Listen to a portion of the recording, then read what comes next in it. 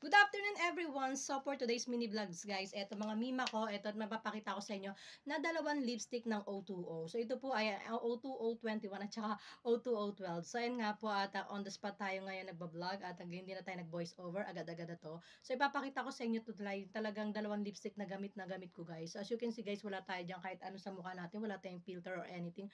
Wala rin po tayong lipstick. At ito nga pong dalawang shade ng O2O ay available na po sa aking yellow basket. At ilalagay ko yung link sa comment section at ito po ay wala pa pong 200 pesos. So napakaganda nito guys at talagang gamit na gamit ko to at ito nga pong M12 yung pinaka-paborito kong O2O na shade ng lipstick ng matte. So dalawa po to guys at papakita ko po sa inyo ang pagkakaiba ng dalawa. So ito pong M21, ay ito po, kulay chocolate po siya. At ito po talaga yung gamit na gamit ko rin dahil ang ganda nito guys. At saka hindi po siya gaano masyadong matingkad yung kulay at the same time nakakaputi din siya. Katulad ko na morena lang, hindi maputi, hindi rin naman ako maitim. So papakita ko sa inyo yung shade nito guys para makita nyo kung ano sa dalawa yung gusto yung pagpilian. At syempre available na to sa akin yellow basket.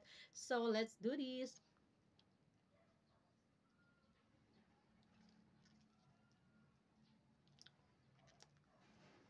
O sa'yo, di ba guys, ang ganda. Para lang siyang simple at saka nakakaputi siya.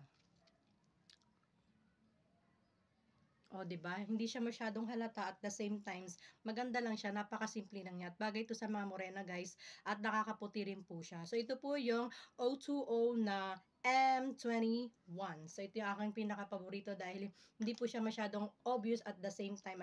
Kulay ano lang po siya, kulay chocolate. So ito yung gusto ko po na shade ng O2O. Siyempre ito rin po, nagamit na gamit ko rin siya. Siyempre depende to sa pupuntahan natin na mga occasion. Kung magsisimba, pwede na po yan. Pero kung may mga birthday po tayong pupuntahan o mga kasalan, ito naman po yung ginagamit ko, yung M12. Ito po ay ang kulay po nito ay fuchsia pink yan. So tatanggalin natin itong nilagyan natin na M12 para makita nyo po. Ayan. Matte po yan matte. Ayan. So as you can see, hindi siya masyado agad natatanggal guys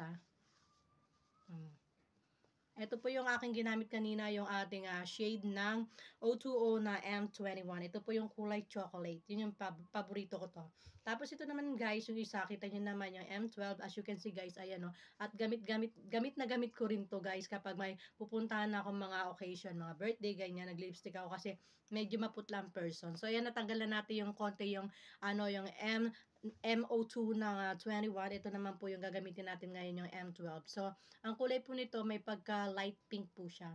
So, ilagay po natin. Ito po maganda po to guys. At mga mima ko sa mga mapuputi, mga kababaihan dyan. Kasi, napaka-sexy po nito pag nilagay po to sa inyong mga lips. Ayan.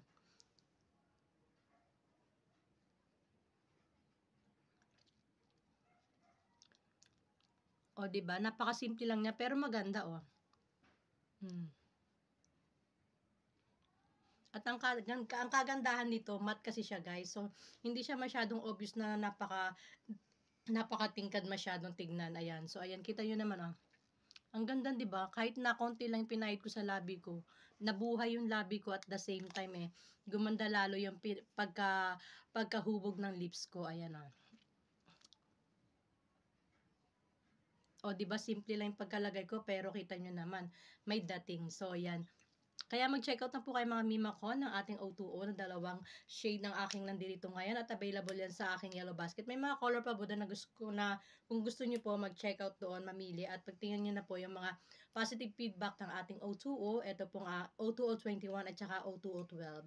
So thank you for watching guys and please don't forget to follow me and subscribe at mag-check out na po kayo ng ating O2O at yung link po ay nasa yellow basket natin sa baba, ilalagay ko at syempre don't forget to follow me, subscribe, paki-like and share na rin po ng ating mga vlog. And thank you for watching. O2O Lipstick.